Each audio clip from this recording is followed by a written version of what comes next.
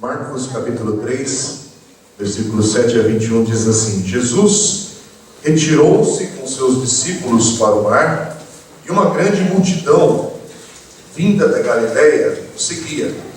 Quando ouviram a respeito de tudo o que ele estava fazendo, muitas pessoas procedentes da Judéia, de Jerusalém, da Idumeia, das regiões do outro lado do Jordão e dos arredores de Tiro e de Sidom foram atrás dele.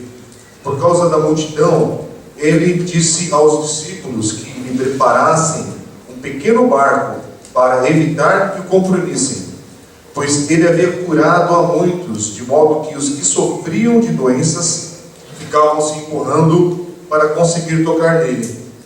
Sempre que os espíritos imundos o viam, prostravam-se diante dele e gritavam: Tu és o Filho de Deus.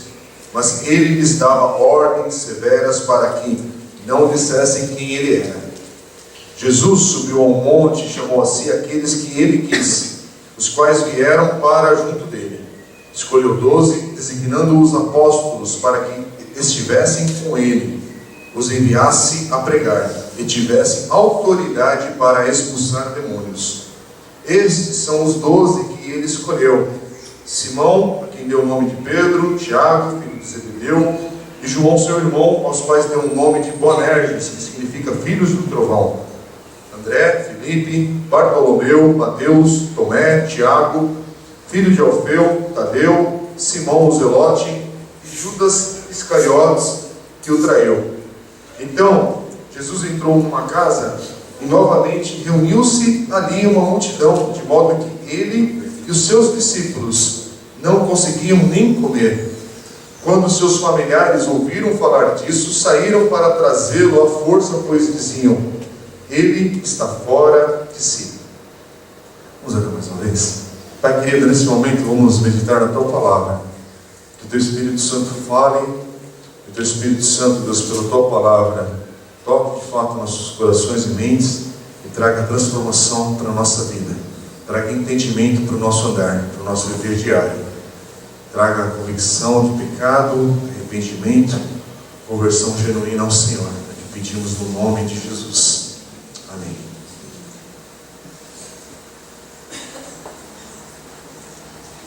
Irmãos e amigos que estão aqui, que talvez você está começando a caminhar numa igreja cristã, está aqui pela primeira vez no ambiente evangélico. Hoje eu preciso trazer uma palavra que vem numa sequência de estudos, então ela não foi selecionada para o dia de hoje de propósito, como recado, ou qualquer outra maneira para qualquer pessoa aqui. Mas ela vem num momento que essa sequência do texto que nós estamos meditando propicia da gente meditar e falar sobre o servir ao Senhor, que é caminhar servindo a Jesus, a Deus, com as nossas vidas. Mas eu creio que a maneira como a gente pode olhar para esse texto vai trazer uma aplicação para cada um que está aqui, e inclusive na minha vida. Mas um dos aspectos de quem serve a Deus, não importa se você tem um título de liderar alguma coisa, alguma área numa igreja local, mas tem a ver com trabalho em equipe, porque tudo que é feito numa comunidade local, numa igreja local, é um trabalho com mais pessoas, não é um trabalho de uma pessoa só.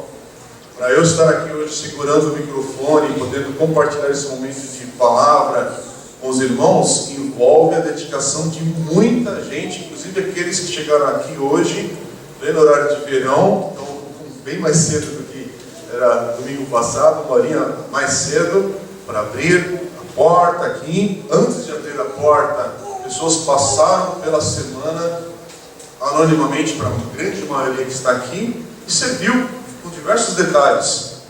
Teve a nossa senhora amiga da faxina, que é uma funcionária da igreja, que a gente, diarista aqui, que a gente paga o trabalho dela para estar aqui, mas faz com amor, com dedicação, com cuidado, no preparo. Tem as pessoas que vêm e prestam atenção nos cuidados físicos e materiais aqui. E tem as pessoas que estão preparando também, visitaram pessoas, tiveram tempo de comunhão, os pequenos grupos. E nessa semana, com o feriado, não sei como é que foram os encontros, mas às vezes não com a formalidade regular da semana, mas tivemos um culto de oração segunda-feira passada, tivemos alguns encontros que eu nem tenho acesso, porque eu não tenho como controlar isso, e não é a intenção de controlar de maneira alguma, mas tenho certeza que amigos se encontraram, tomaram café, almoçaram, bateram um papo, trocaram ideias no momento da vida, momentos de aconselhamento pelo telefone, pelo celular, pelo WhatsApp, sei lá, por onde, que hoje você tem tanta riqueza aí de forma de contactar as pessoas e ter um tempo de falar da palavra de Deus, da vida cristã. Mas servir a Deus, trabalhar em equipe, liderar algo para o Senhor, inclusive Deus nos capacita para isso e muitas vezes nos desafia nesse caminhar, muitas vezes promove na nossa vida cansaço, promove na nossa vida esgotamento físico e emocional. E aqui nesse texto, eu não sei como é que você fez a leitura, às vezes nessa leitura rápida passa despercebido um pouquinho, mas aqui é um desses momentos em que está presente tudo isso. Está ali um trabalho de liderança, um grupo, uma equipe que está servindo ao Senhor, que está caminhando junto, e a gente começa a ver pressões que acompanham essa vida em grupo, pressões que acompanham aqueles que servem ao Senhor, principalmente se você quer ter um ministério fiel, de fato, a Deus. E Jesus sabia disso, sabia de todas as expressões que acompanham a sua vida ali, nesse momento, e a gente consegue descobrir nesse texto a maneira como Jesus lidava com isso. Aqui já fica claro como Jesus lidava com as pressões que a vida, seu ministério, a sua vida diária ali, começava a impor sobre ele. Por um momento, a gente focou em vários domingos aqui, desde o momento que nós iniciamos a leitura e estudamos o capítulo 2 inteiro, foram vários domingos do Evangelho de Marcos. Do capítulo 2, verso 1, até o capítulo 3, domingo passado, versículo 6, Jesus estava ali em oposição aos fariseus, e é um momento de muita pressão diante desse grupo religioso ali entre os judeus. Então havia a oposição, a pressão dos fariseus, e agora há uma pressão também que os versículos 7 a 12, que nós já lemos aqui hoje, mostra que é a pressão da própria multidão que seguia, que acompanhava Jesus.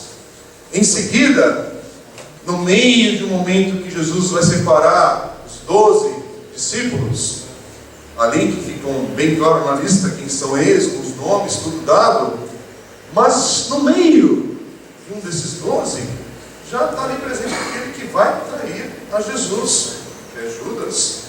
No versículo 19, quer dizer, vai acontecer uma ruptura ali que vai provocar uma pressão no grupo e sobre Jesus. E o texto termina ainda apontando uma pressão que começa na sua própria casa, com a família de Jesus, que está nos versículos 20 e 21. Mas Jesus aqui nos dá um modelo, um princípio que a gente pode olhar para Jesus, sua vida, e seguir. Algo que não é inatingível, mas algo claro de princípio de vida cristã, de vida daqueles que servem a Jesus, daqueles que lideram algo, tem uma responsabilidade de alguma maneira que Jesus tem te colocado ou para liderar ou para participar desse trabalho de servir em equipe, porque aqui não é questão de status nem de superioridade, tem a ver com questões de dons e a maneira como Deus permite que a gente exerça a vida diária com Ele. E Jesus vai entender e aceitar essa pressão que vai ser permanente na sua vida até a cruz, onde Ele vai morrer por cada um de nós.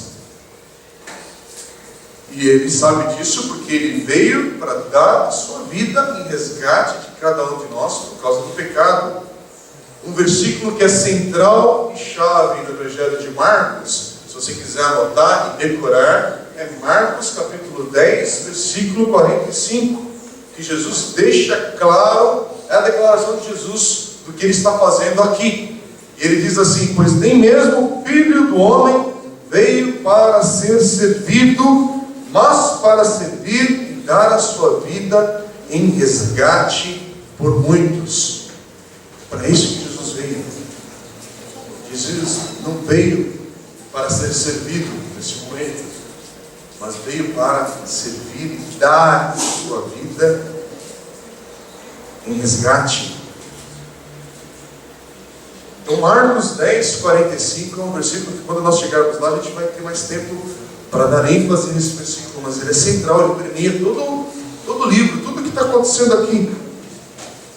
Voltando para o início do texto que nós lemos hoje, Marcos 3, 7 a 21, no início, versículo 7 a 9, depois vamos também no versículo 20, e vamos ver no início do capítulo 4, em breve, tem uma grande multidão que continua a acompanhar Jesus. E isso vai ser repetido todo o Evangelho. E os 4 evangelhos que citam a história da vida de Jesus, cita sobre essa presença da multidão. A multidão é constante. Ela sempre está presente, sempre está atrás de Jesus. E lembra que semana passada a gente focou que o grupo dos fariseus tinha se juntado ao grupo de herodianos, e eles tinham começado a conspirar para matar a Jesus. Mas mesmo com essa conspiração agora em andamento, o povo, a multidão, desejava estar perto de Jesus. E olha a diversidade de gente que está atrás de Jesus e que está presente nesse texto que está sendo mencionado. Olha, veio gente da Galileia, que é ao norte de Israel. Ali é um local onde a maioria era de judeus. Tinha alguns gentios entre eles, que gentios são aqueles que não são judeus, para ficar mais fácil e simples. Explicação. Outros, o texto diz que vieram da Judeia que é ao sul de Israel, de Jerusalém. E ali era predominantemente também repleto de judeus. O texto diz que vieram alguns da Idumeia. Idumeia é ao sudoeste de Israel e Jerusalém. Também predominava ali os judeus. Mas diz também que vieram do leste, do outro lado do Jordão, que é uma área onde tinha 10 cidades repletas de gentios, chamadas também de Decápolis. E finalmente diz o texto também que vieram de Tiro e Sidom, no noroeste da Galileia, e ali era de maioria gentios. Mas quando a gente lê o texto, no Brasil, nós não somos familiarizados com a geografia de Israel.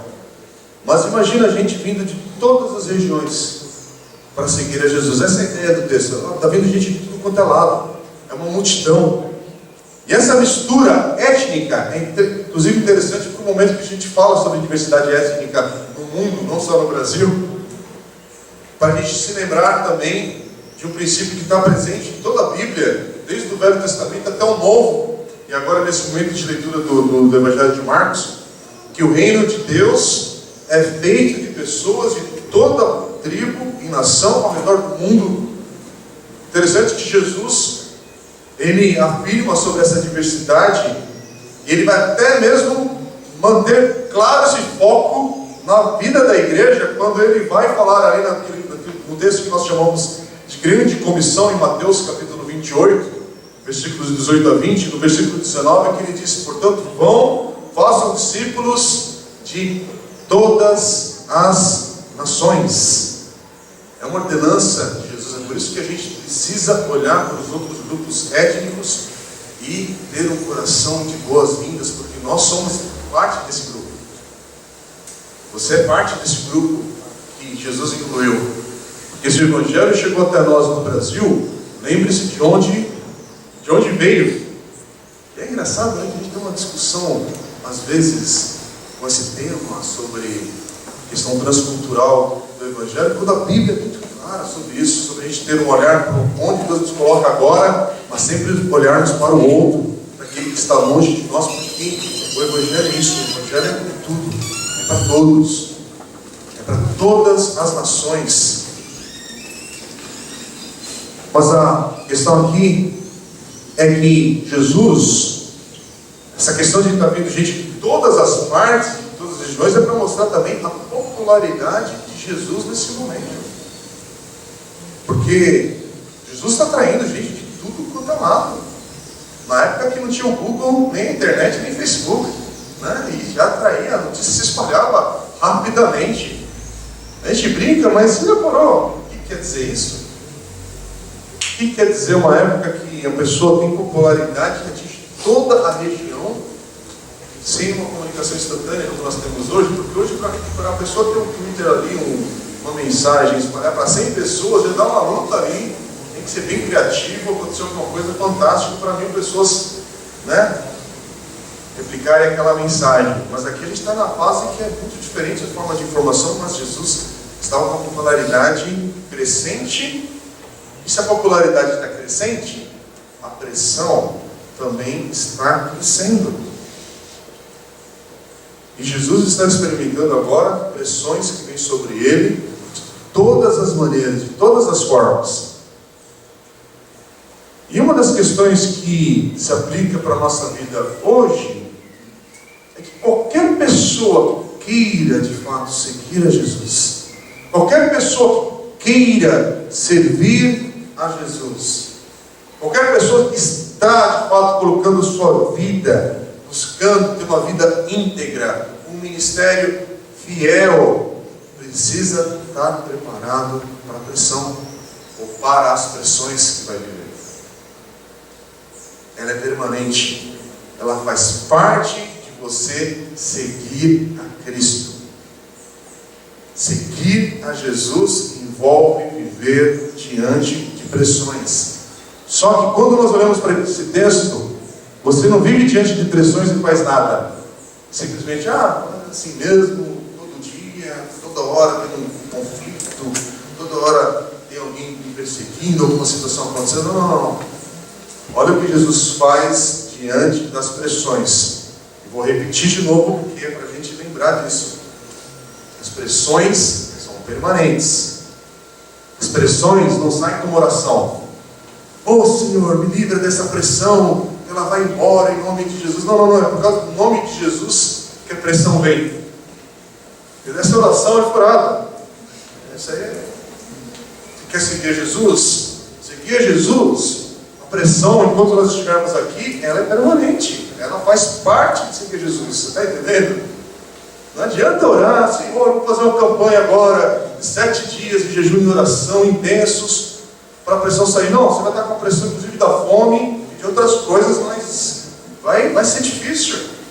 Não vai ter resposta. Mas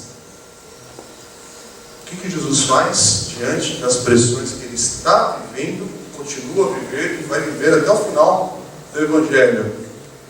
Jesus se retirou. Jesus, ele estava buscando sim um momento mais calmo com os seus discípulos. Ele não via a questão da pressão e achava que tudo bem, é sempre assim e vai continuar sempre assim. Mas Jesus buscava um tempo mais calmo, incluía os discípulos nessa.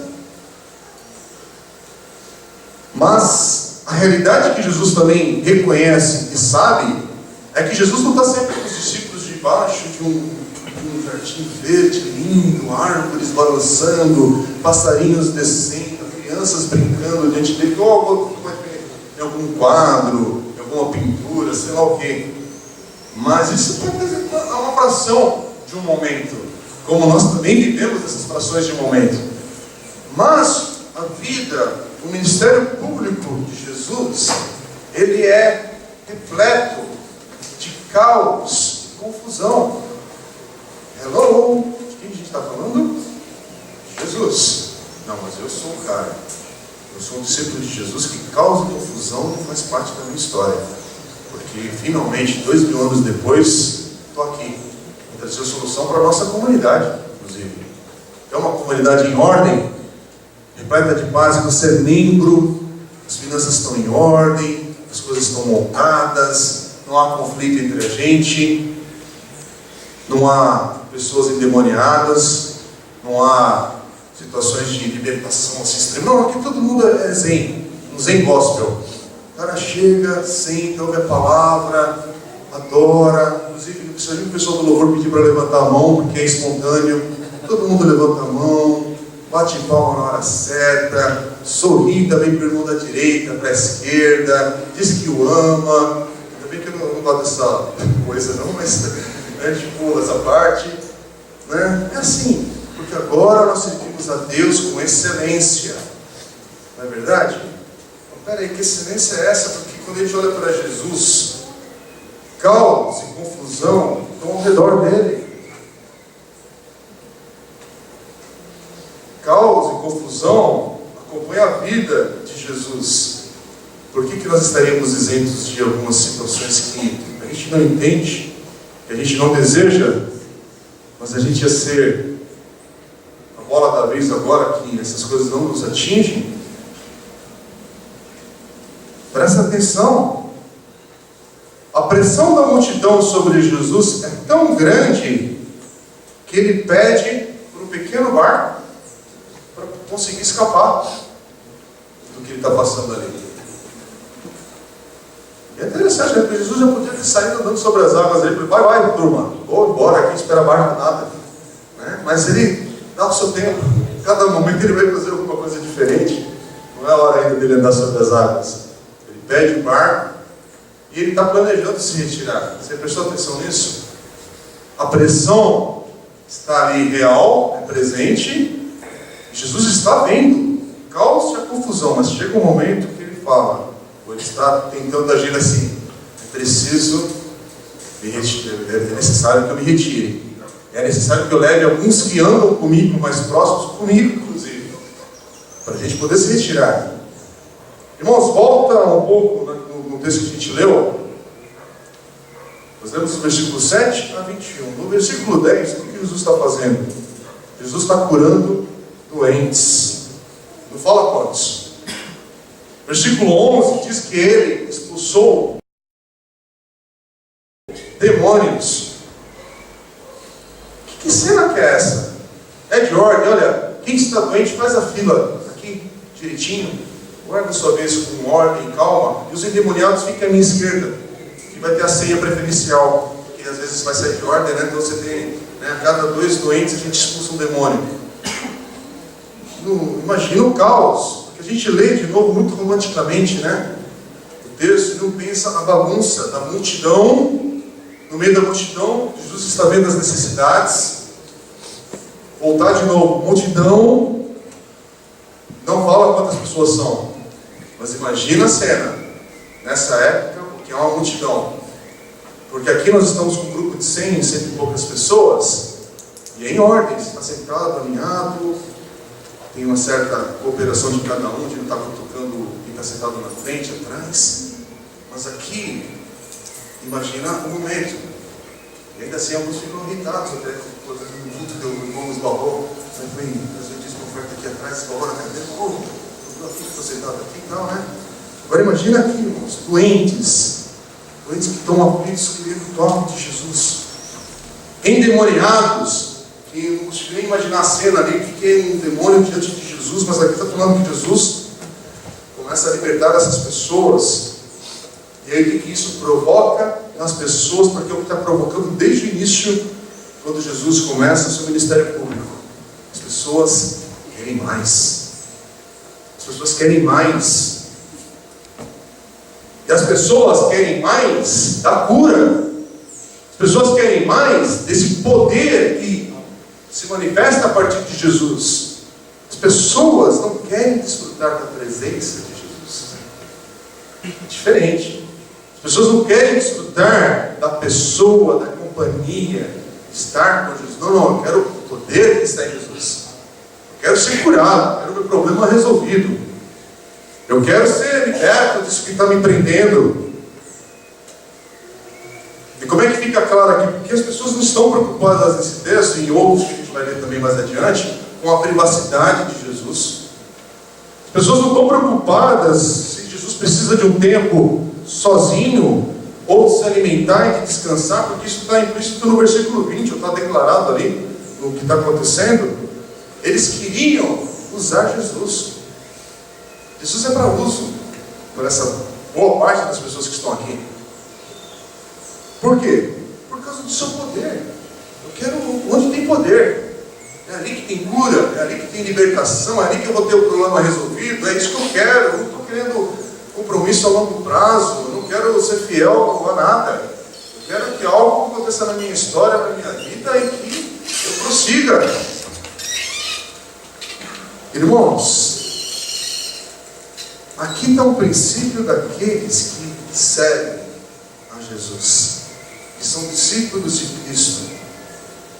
Você pode estar servindo duro, pesado, inclusive fisicamente, sentindo cansaço. Você está servindo onde Deus tem te colocado, na tua família, na tua igreja, aqui na comunidade, no seu trabalho. Onde você é testemunha de Jesus? Inclusive nós oramos hoje sobre isso, para incluir a todos esse processo de servir a Cristo. Porque o chamado é com todos aqueles que Jesus chama para segui-lo. Você está servindo pesado, duro? Você está sentindo isso no teu físico, na tua mente, na tua alma? E de fato, essa pressão que você está sentindo no teu momento de vida agora em particular, é algo que o texto aqui está começando a deixar claro. Eu acho que você está percebendo isso. Essa pressão, você não tem como controlar.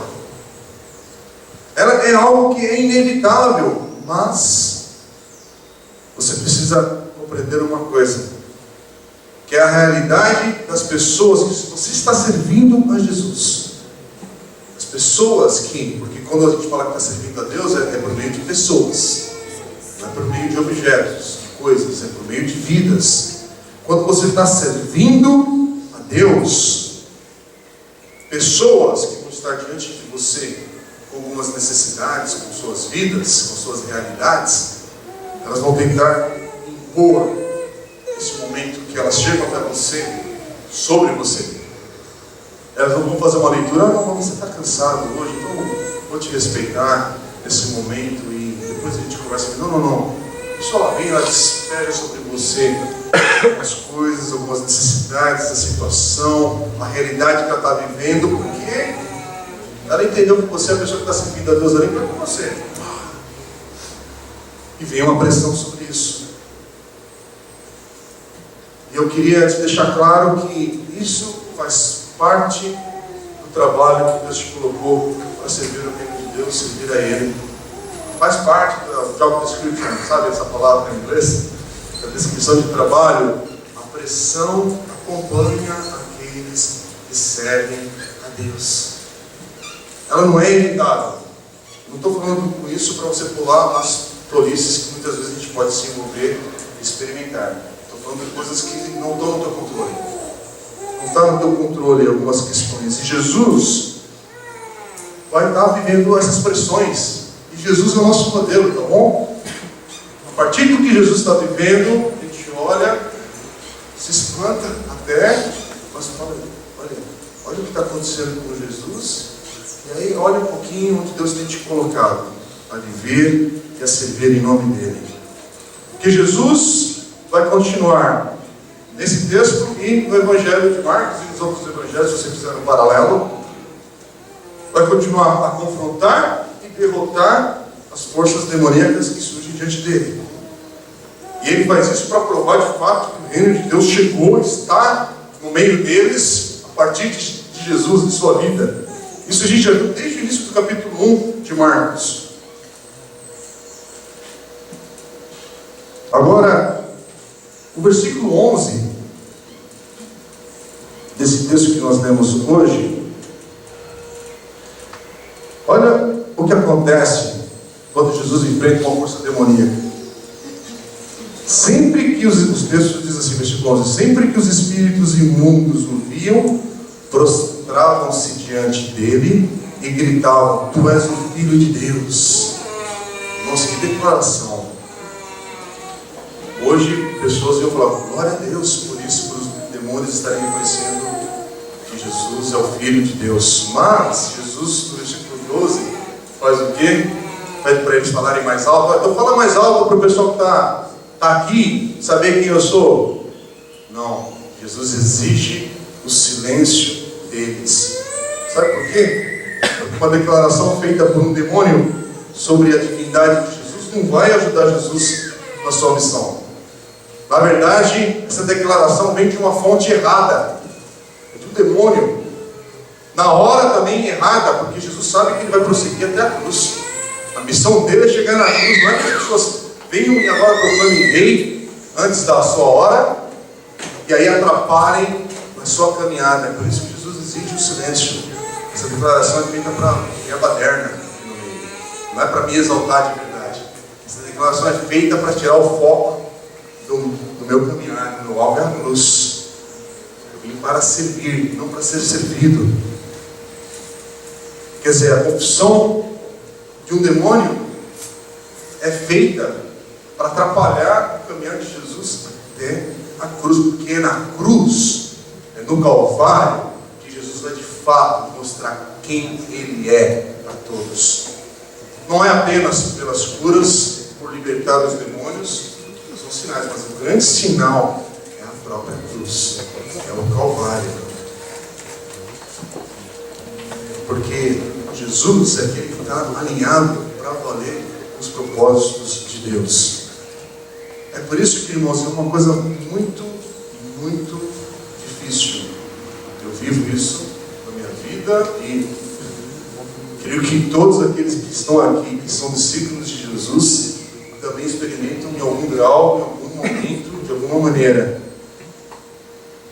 Mas cumprir a vontade de Deus, da maneira de Deus, no tempo de Deus. Como é difícil. Como nós podemos correr o risco de sermos manipulados por causa das pressões? Por causa das pressões da multidão, por causa das pressões da vida, por causa dos agrados, dos louvores. Sabia que agrado e louvor também às vezes nos tiram do momento, do propósito de Deus e do tempo de Deus na nossa vida, na nossa história? Às vezes um cargo, uma responsabilidade na igreja, às vezes até mesmo um momento que deveria ser bom, mas que pode se tornar algo ruim, sabia? Um momento de prosperidade na vida. Às vezes um momento de prosperidade na vida te afasta mais de Deus, dos propósitos de Deus, do que faz os propósitos de Deus serem cumpridos na nossa história. Graças a Deus que tem também muitas histórias que são bonitas, que a partir do momento de prosperidade a pessoa reconhece, sabe da glória a Deus e viver intensamente com Deus. Mas olha, me parece que o contrário é mais presente. E aqui, voltando para o texto de Marcos 3, o versículo 13, presta atenção nesse versículo porque ele é chave aqui no que está acontecendo. Jesus está vivendo essa pressão toda, e aí agora Jesus sobe um monte, e ao subir esse monte é longe da multidão. E montes, no sentido figurado da questão, mas pode ser até mesmo uma questão física, não com aspirações que algumas pessoas querem ir a um monte para outras coisas hoje, mas na questão do que significa um monte. Montes são importantes. No Novo Testamento a gente está bem repleto de citações desse local. É no alto de um monte que Jesus foi tentado por Satanás, está em Mateus capítulo 4. É num monte onde Jesus pregou o Sermão da Montanha, o seu sermão talvez o mais conhecido e famoso, mais forte de ensino, ali, que é do capítulo 5 a 7 de Mateus. É num monte onde vai ocorrer a sua transfiguração, também está em Mateus capítulos 24 e 25. É no monte que Jesus deixa ali para os discípulos a grande comissão, capítulo 28 de Mateus. E aqui nesse texto, Jesus chama os 12 discípulos, versículo 13, a partir de um monte. E Jesus diz para esses homens que esses homens são aqueles que vão receber uma tarefa de liderar a igreja primitiva. São esses homens que vão proclamar o Evangelho entre as nações. E em Lucas, capítulo 6, versículo 12, inclusive citando esse momento dessa história, diz que Jesus orou por toda a noite para chamar esses homens. E aí você pode pensar, devia ter orado mais, né? Porque Judas está nessa lista. Né? A nossa lógica. Peraí, como Jesus orou a noite toda e ainda incluindo Judas? Como assim? Mas Jesus orou a noite toda para mostrar que decisão crucial ele estava tomando na sua vida, no seu ministério, no estabelecimento do seu reino. E Jesus chama esses 12 indivíduos que têm nome, são pessoas específicas que têm uma missão diferenciada. Ele chama, esses homens ouvem sua voz e o seguem.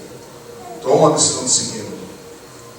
Como discípulos, o versículo 7 mostra que, a partir desse momento, que claramente eles estariam andando com Jesus, estariam com Ele, iam aprender diretamente de Jesus, eram como aprendizes ali, discípulos mesmo, para valer. O versículo 14 diz que usa essa palavra como seus apóstolos, e eles seriam levados por Jesus com sua autoridade para justamente anunciar o Evangelho, a pessoa de Jesus, por onde quer que o Espírito os levasse. Quer dizer, nesse monte, Jesus designou esse grupo para levar adiante a sua missão. Teriam autoridade para expulsar demônios, curar os doentes, como Jesus. Em outras palavras, palavra e ação. Não é só falar, é mostrar. É levar o Evangelho, de fato, a ser visto, vivido. Está sendo estabelecido ali o reino de Deus entre eles. E o trabalho que Jesus convoca esses homens a fazer, a viver, a executar é tão sério que eles vão viver intensamente 3 anos de suas vidas aos pés de Jesus, vendo e aprendendo com Ele mesmo, o próprio Mestre. E aqui, Jesus está mostrando o início de um novo momento daquilo que vai ser a relação de Deus com os homens, com a sua igreja. 1 Pedro 2,9 diz sobre isso, aquela nova comunidade, a nação santa que Deus está separando a partir do chamado de Jesus. E esse grupo de homens surgem de diversas regiões também, com diversos backgrounds, diversas experiências de vida. Não são todos iguais. Não são todos do bairro Jardim. Não são todos da Moca. Não são todos da Penha. Não são todos aqui do Valparaíso, do Jardim Bela Vista. São diversas histórias que Jesus está trazendo de pessoas para andar com Ele. São diferentes paixões, são diferentes interesses e agendas, mas o que eles têm em comum é que Jesus os chamou. O que eles têm em comum é que eles estão comprometidos, Jesus está comprometido em investir em suas vidas e usá-los para transformar o mundo. Irmãos, esse é o chamado permanente de Jesus, ainda hoje, para cada um de nós, com as nossas diferentes histórias, diferentes regiões, diferentes etnias, diferentes famílias, diferentes profissões, diferentes paixões. Deus não chama apenas os corintianos, Deus não chama apenas os brancos, Deus não chama apenas aqueles que têm uma classe econômica mais forte, poderosa. Até hoje tem algumas distorções que a gente vê sobre isso no meio da igreja. Tão esquisito, né? Tem um culto especial para empresário, é uma coisa que eu não entendo. Eu entendo que tem encontros para a gente bater um papo e discutir coisas das nossas profissões, mas um culto que você dá um destaque pelo bolso, pela carteira. É estranho, né? É esquisito. A gente às vezes não fala, mas é esquisito, né? Por que não faz, né, de outra maneira? É estranho. E a gente não pensa na inclusão, que é o grupo que segue com Jesus. Aqui tem gente um pouco mais letrada do que o outro.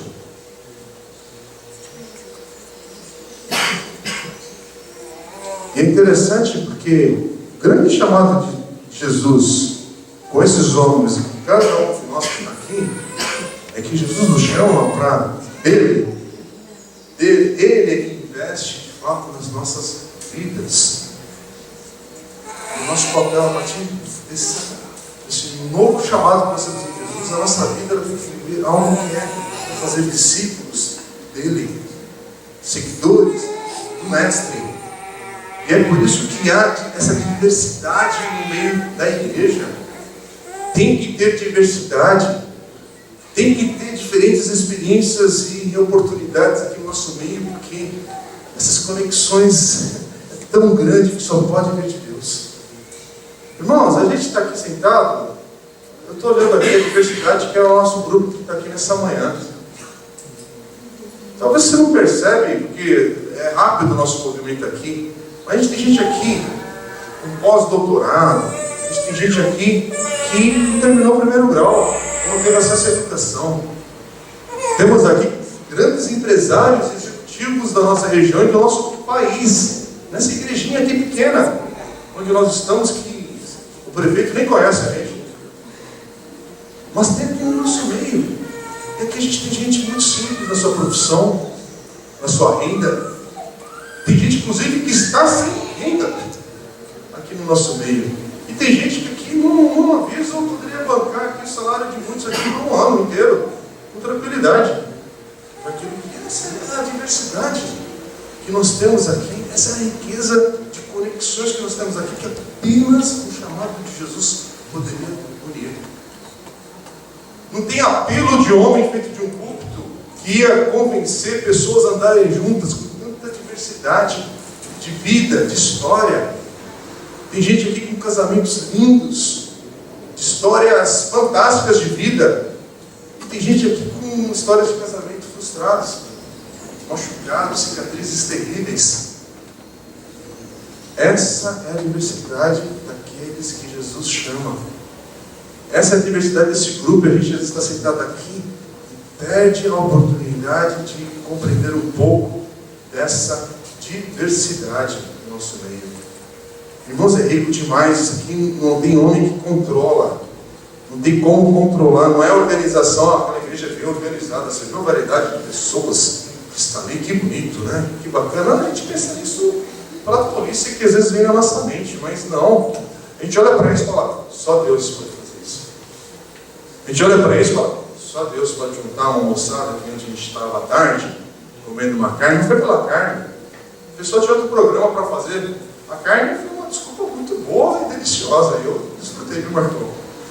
Até falei para o Marcão, pode chamar o cozinheiro agora, pode mostrar bem da pão lá, porque o cara estava escondidinho lá.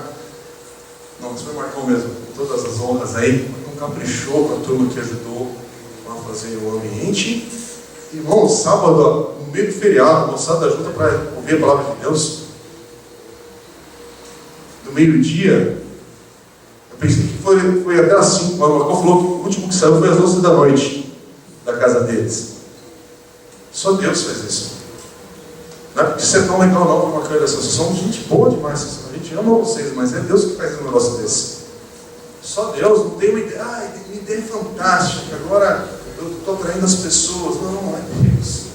É a graça de Deus. Irmãos, agora tem uma parte que dói nesse texto. E a gente tem que colocar aqui na nossa prática. Não para você olhar para o irmão do lado, da frente ou de trás, ouvindo atualmente alguém. Porque não é essa a intenção e não pode ser jamais. Mas o texto aqui está falando de uma maneira muito honesta. E é muito interessante isso, porque é interessante você ver a integridade da Bíblia nesses relatos. Porque a Bíblia mostra sucessos e mostra falhas. E um exemplo que está aqui, que mostra um contexto que vai ser uma tragédia, se a gente pode usar essa palavra, e que é um momento triste, que vai estar sendo explícito nos evangelhos mais adiante, é que no meio dessa turma aqui tem uma pessoa chamada Judas Iscariotes, aquele que vai trair a Jesus. E é interessante que em todas as listas dos apóstolos, depois você mata a sua curiosidade, vai nos evangelhos onde é citado os 12, ele aparece em último na lista. Nunca é um cara de destaque, nem está no meio, ele é citado por último. Em todas as listas é mencionada a sua traição. Aquele que traiu Jesus, inclusive aqui no texto que nós lemos hoje. Mas Judas foi escolhido pelo nosso Senhor para estar com ele. Que louco isso, não é? Não peça para estender muito nesse assunto não, que eu não vou conseguir. Eu só quero trazer para a gente falar, o que é isso? O que quer dizer isso? Versículo 14 mostra ali, Jesus escolheu, Judas escolheu os 12. E Judas, é interessante que ele anda com este grupo pelos mesmos 3 anos que todos os demais. Ele está nessa lista daqueles que recebeu a autoridade de Jesus, mesmo que você não goste da ideia, para curar e expulsar demônios. Hello? Judas está no grupo. A Bíblia não cita quando se Judas curou no nome de Jesus alguém ou expulsou demônios, mas está implícito na ideia para esse grupo. A autoridade foi dada. E o texto que está em João capítulo 12, versículos 4 a 6, diz ainda que ele cuidava do dinheiro ali que era arrecadado entre os discípulos, as pessoas que seguiam Jesus e ofertavam, e que ele cuidava do dinheiro, mesmo sendo desonesto. Ele era uma pessoa que roubava o dinheiro ali que era arrecadado. É louco isso. É louco, confuso um pouco para nós, mas tudo isso é para nos lembrar, sabe por quê? Isso eu quero falar com todo cuidado em nome de Jesus. Não pensem que isso aqui é recado para alguém aqui no nosso meio, mas é o texto bíblico que está nos chamando a atenção. Isso aqui é tudo para lembrar cada um de nós, que se a gente viver tempo suficiente, servindo também a Jesus, por um tempo adequado, você e eu, nós vamos ser desapontados por pessoas que você amou e que você pensou que também te amava. Isso faz parte permanente daqueles que servem e caminham com Jesus. Se você viver um tempo suficiente servindo a Deus, caminhando para valer, servindo ao Senhor, vai ser tempo suficiente para desapontamentos dos relacionamentos com pessoas que você investiu, que você amou e pensou que você era amado por tais e tais pessoas. Talvez, aí uma expressão forte, sabe aquela expressão que você, levou uma facada nas costas. Você levou a facada nas costas e quando você vê a digital, era de um amigo querido. Terrível essa ideia. Só que, quer piorar? Hoje está difícil, no meio começou a horário de verão, domingo de frio, e o texto vai só trazendo um peso que é para valer, vai afundar mais aqui o negócio, vai ficar mais pesado. Uma coisa é ser mal compreendido por pessoas distantes da multidão, outra coisa é você também ser mal compreendido por líderes religiosos, o teu pastor, o teu líder na igreja, não sei o quê, mas que não anda segunda a segunda com você. Outra coisa já dói ser traído por um amigo, mas como dói quando a situação é difícil com a família, com as pessoas que de fato você vive debaixo do mesmo teto, do mesmo sangue. Irmãos, é difícil e é o que vai terminar esse texto que nós lemos aqui. Nesse texto, Jesus volta para casa, sua casa ali, naquele momento, provavelmente em Cafarnaum, a casa de Pedro e André. Quando você vai lendo a sequência, é onde ele está ali agora andando ao redor daquela região. Mais uma vez, o texto diz que a multidão vai até Jesus, a casa está cheia, e a casa está tão cheia que o versículo 20 diz que Jesus e seus discípulos não conseguem nem comer. Imagina uma cena, você está mal ali, está cansado, está com fome, que é o pior de tudo, né? O pior do que cansaço é estar cansado e com fome. Mas a única coisa que essas pessoas, que essa multidão está preocupada é com eles mesmos. Não estão preocupadas com Jesus, se Jesus está cansado, se Jesus está com fome, e os discípulos também. Eles querem monopolizar, controlar Jesus de tudo quanto é de maneira possível. Querem usá-lo mais uma vez. Não, Jesus, é só mais uma cura. É mais uma libertação. Agora é a minha vez. Poxa, não é a minha vez que o senhor vai fechar a fila. Não é falar para voltar amanhã. Não é a sensação que você está no supermercado. Bem na tua hora, a moça coloca aquele negocinho. Mas era a minha vez. Não, mas eu tinha avisado já que ia parar ali. A pessoa Jesus fazendo, Deus disse, ó, eu vou curar até o terceiro ali. Agora em diante, né? Eu volto amanhã, porque eu estou cansado e vou dormir. Gente, não tem essa ideia. Agora, está tendo todo esse alvoroço. Todo esse alvoroço ao redor de Jesus. E é interessante, eu preciso voltar aqui nessa ideia, porque a gente às vezes está servindo a Deus, servindo a Jesus, e a gente não percebe que essa mal compreensão, mas eu estou cansado, eu estou exausto, eu estou fatigado, eu estou isso, eu estou aquilo outro. Irmãos, faz parte de servir a Jesus. Eu estou falando inclusive para mim mesmo. Muitas vezes esse negócio vem na minha cabeça, tempo após tempo.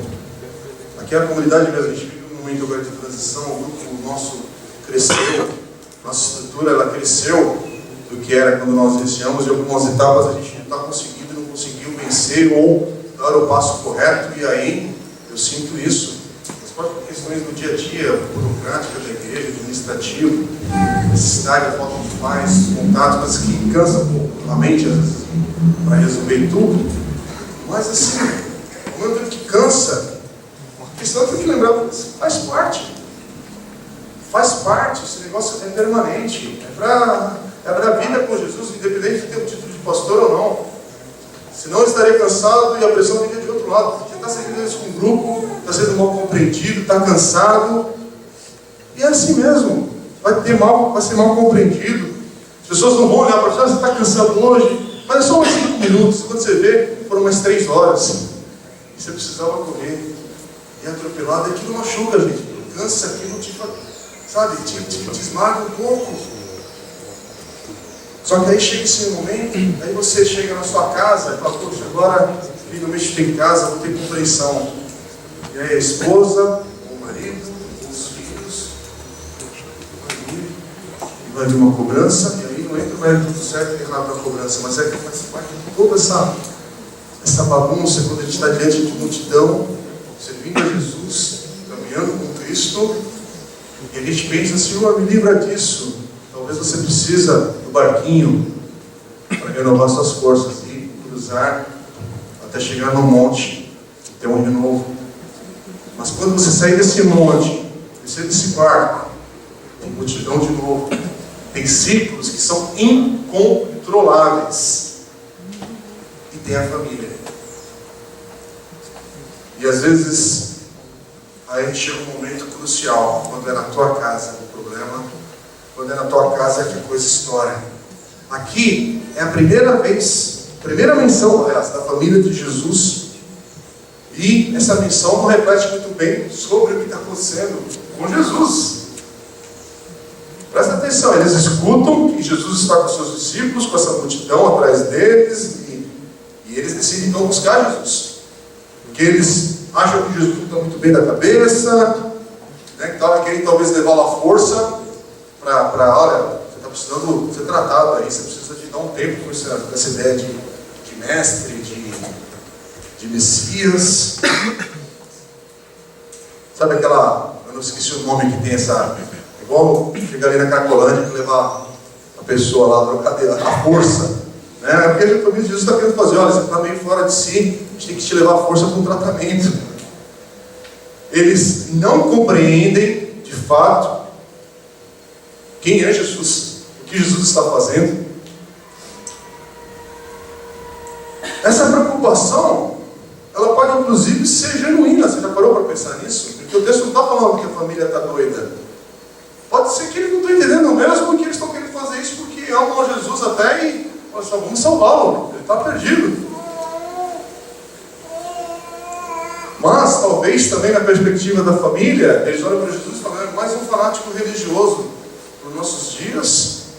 O nome da nossa família que está em risco aqui, a gente precisa dar um jeito nisso. Vamos dar um calmante aí para as coisas entrarem em ordem. E eles não têm ideia do que quem Jesus é de fato e o que Jesus está por fazer por cada um deles. Mas novamente, o que isso tem a ver com cada um de nós aqui hoje?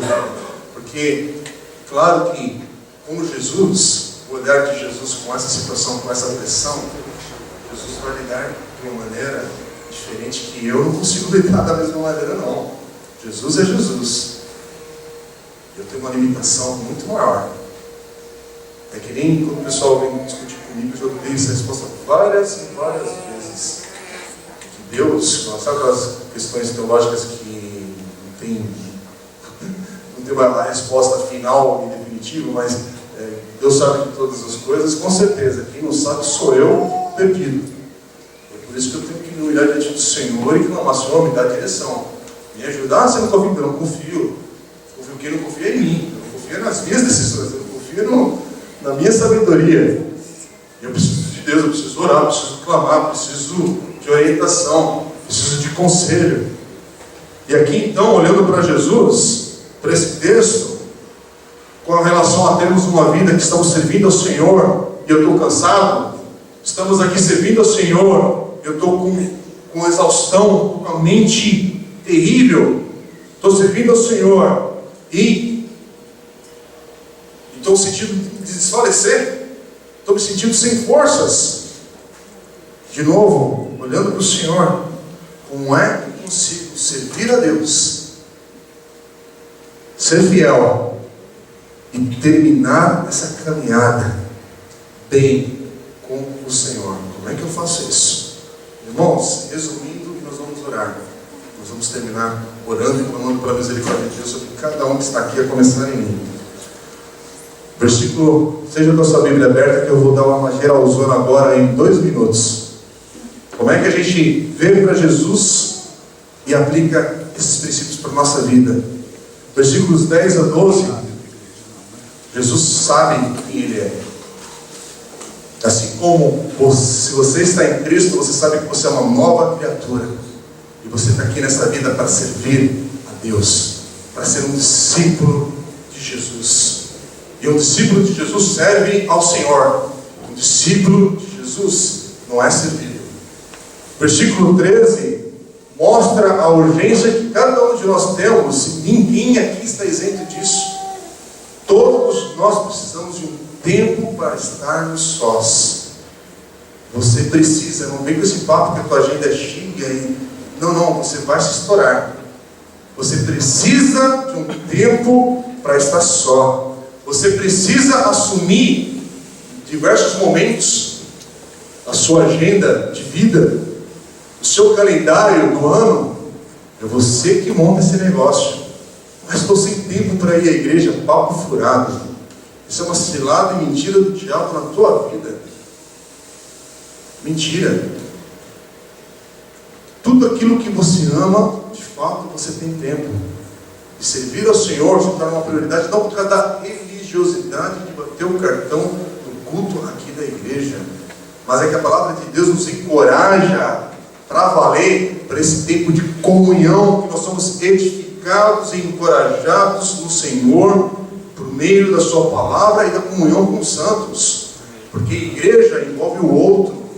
Igreja não é você clicar na internet, que pode ser uma bênção, mas isso não substitui a vida que envolve o outro. E você precisa desse tempo, porque se você não tiver esse tempo, os outros vão impor esse tempo na sua agenda e na sua vida. As demandas virão e elas vão tomar. Está com você. Versículos 13 a 19 mostra que é necessário andar com gente ao seu redor e que você possa de fato investir nessas pessoas. Talvez, dependendo daquele momento de Deus na sua vida, você delega responsabilidades inclusive para essas pessoas, caminha com elas, as envia a ter algumas responsabilidades na igreja local ou na vida diária com Jesus, porque nossa atividade aqui no nosso meio tem a ver com a vida, mas você caminha com essas pessoas, você investe nessas pessoas. Agora o versículo 19 deixa claro que você precisa, como eu, nós precisamos reconhecer que não importa, presta atenção nisso, não importa quão duro você tente, não importa quanto você invista de tempo e de qualidade disso, de recursos, não importa, alguns vão desapontá-los. O desapontamento, ele faz parte da vida daqueles que andam com Jesus. Isso aqui não é para virar uma várzea e virar uma coisa que sem controle, não é nesse sentido. Mas não fica com aquela pergunta: por que isso aconteceu? A gente pode discernir algumas coisas assim juntos e tomar algumas medidas sobre isso, mas faz parte. O versículo 19 está deixando claro isso. Mas o versículo 20 também diz que o ministério, a nossa vida em Cristo, ela é integral, ela é permanente também, ela é 24 horas por dia, os 7 dias da semana, e é por isso que precisa, ela exige, requer a nossa atenção diária, dia a dia, ter atenção, ter cuidado, ter zelo.